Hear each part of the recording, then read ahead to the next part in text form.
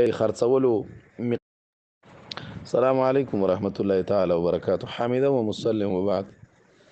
یو محترم رول پوښتنه کړې ده چې یو بایع دی او هغه یو آیټم یا یو شی واخلي او هغه بیا خرڅوي، نو هغه کې به د خرڅولو مقدار څومره وي؟ عام طور سره د پښتنو په ماحول کې او د پښتنو په علاقو کې دا خبره مشهوره ده چې 1 روپۍ پسې به 4 نه ګټي، یعنی په 100 کې به 25 روپۍ ګټي. خدا خبره صحیح نه ده.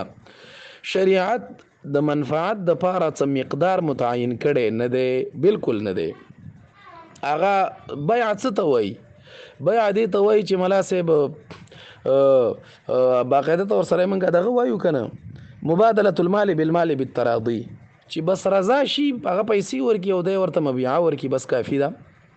نو د دې وجنه د دې لپاره شریعت څه مقدار متعین کړي نه دی. البته دومره ده چې چیرته یو سړی ضرر فاحش کوي نو بیا دا ورته خنه دی، یا د عام حالت نه دغه دی، نو دا بیا یو قسم ته جرم دی، ځکه د مسلمانانو سره زیاته دی. او دا مسله دو دریو فتاوو نقل کړي د باقاعده تور سره. دا فتاوا محمودی ډیره صراحت او خپل راخښتي د فتاوا محمودی. فتاوا محمودیه کې بیلی کې باقاعده تور سره چې بالکل د دې د پاره څه حد مقرر متعین نه دی، خو لیکن که د وخت حاکم ورته یو حد مقرر کړي دا غینه زیادت دا بیا ظلم دی، بیا د امیر د اطاعت مخالفت دی چې دا بیا حرام دی. او باقاعده تور سره دا شی چې منفعت څومره دی د دې شی وای و چې د دې د پاره شریعت یو مقدار نه دی متعین کړي. نو حواله را نقل کړي د شرح المجله د مادي، دا شرح المجله نه دا یو اسلامی قانون دی د خلافت عثماني.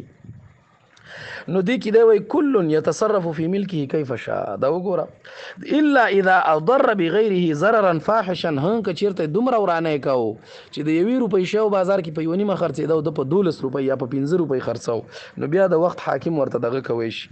او پاتې شو دا خبره چې را کو د وخت حاکم ورته ریټ مقرر ک، نو دا غینه به بیا زیاتې نه کوي، نو بیا دی وای چې امر سلطان انما ينفذ يتبع ولا تجوز مخالفته. فتاوى شامی کتاب القضاء مطلب طاعت الامام واجبه.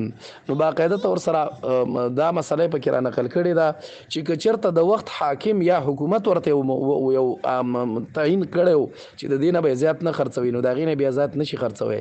نور دا چې څلورانی به غټي او کباتانی غټي او کب څومره غټي د دې تعین شریعت کې نشته چې ترڅو پوري په څو مشتری راضي ک بس هغه د لپاره حلال او جایز دي. السلام علیکم ورحمت الله تعالی وبرکاته.